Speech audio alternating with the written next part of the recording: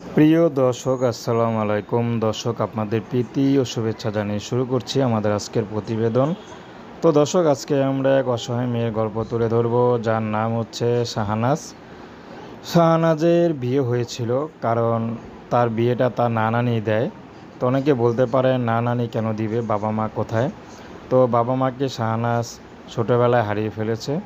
তারপর থেকে নানানি শাহানাজকে বড় করেছে।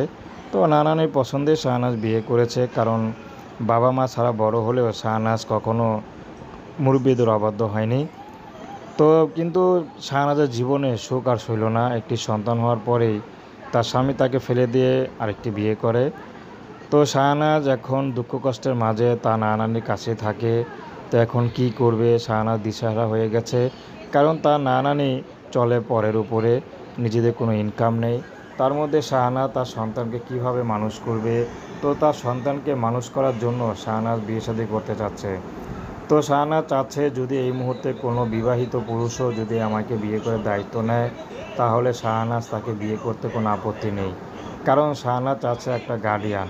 কারণ বেঁচে থাকতে হলে একটা গার্ডিয়ানের খুবই প্রয়োজন, যেটা শাহনাজের নেই।